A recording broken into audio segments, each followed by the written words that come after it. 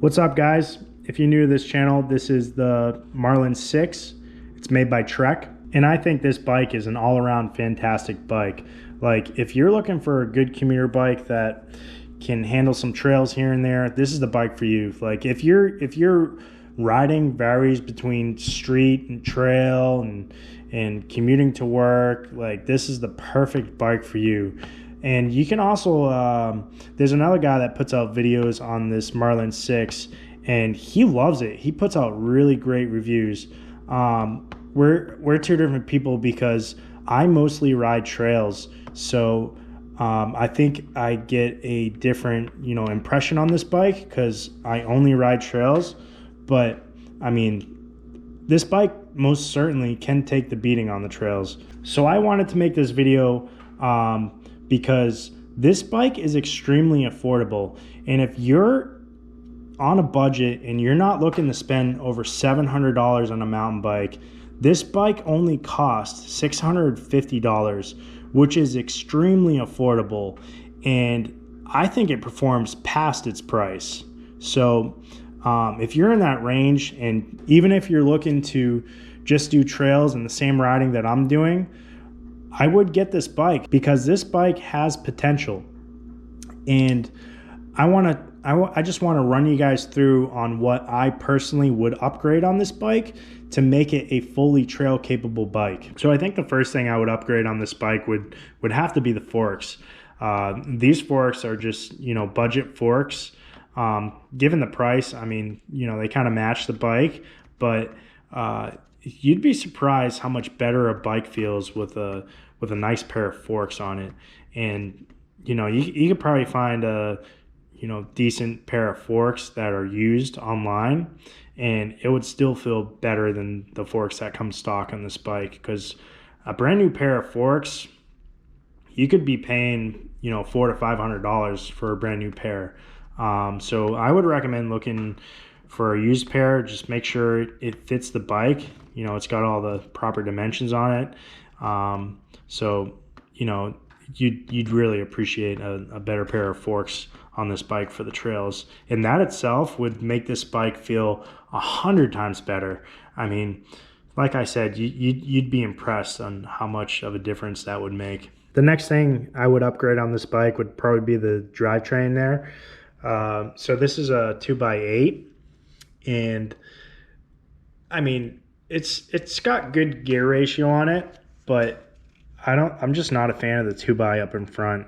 So a lot of times I'm coming down from a steep decline and then going up to a steep incline, and switching the front 2x, a lot of times my chain will fall off. So I'd definitely be looking into getting a 1x12 maybe, because that still has a good range of gears, and you wouldn't have to worry about the chain coming off in the front. With that, I would also get fast action derailleur, something that can shift through gears pretty quick and go right up from the bottom gear to the top gear. Also, this derailleur on this bike is a really cheap derailleur. My wife has the exact same bike, and she was just pedaling, and the derailleur actually folded out and cracked. So we're currently waiting for a new derailleur to come in for her.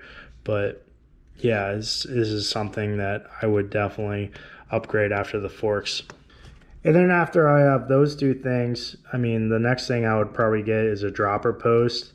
Dropper post for the trails is actually a complete game changer. I mean, if you guys don't know what a dropper post is, definitely look into that.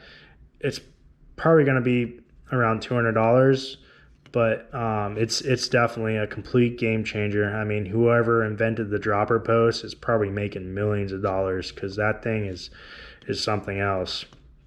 So when you're going down a steep decline, you want your seat to drop down so you can kind of like move your hips and maneuver around objects. And then when you go into a steep incline, you want your seat high up so you can get, a good turnover when you're pedaling uphill. So dropper post is a pretty important thing for the trail.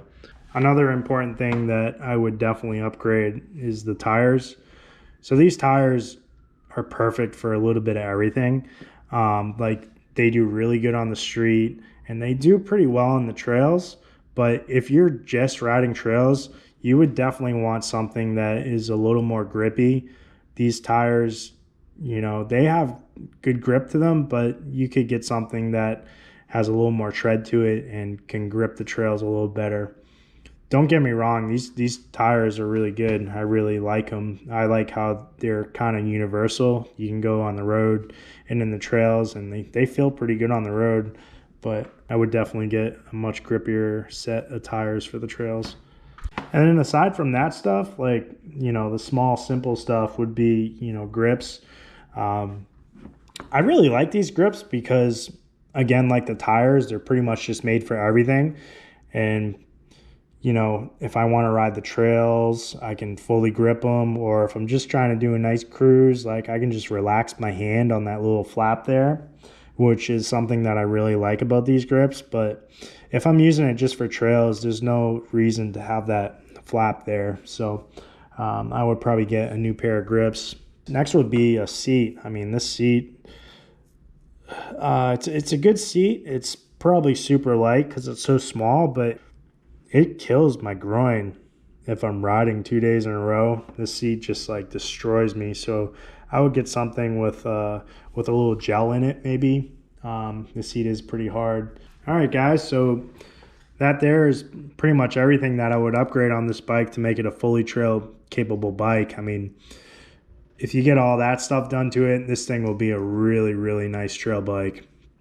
But like I said, if you're looking for that commuter bike, that can take the trails here and there, I wouldn't touch a thing on it because these parts on it can take a beating. But it's just like if you're just planning on riding trails on the regular, like you should definitely consider those upgrades that I mentioned. Thanks for watching.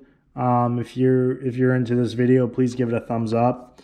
Comment on what you guys think, and let me know what you guys would like to see me doing on this bike, because I mean, I'm trying to put out good material for you guys to show you what this bike can do. And I'd love to give you guys some good feedback on this bike. So if you're looking for me to hit some tougher drops or maybe some more street rides on it, just let me know, and I'll definitely give you guys my review and how I think the bike did on those. So other than that, thanks for watching, guys, and I'll see you next time.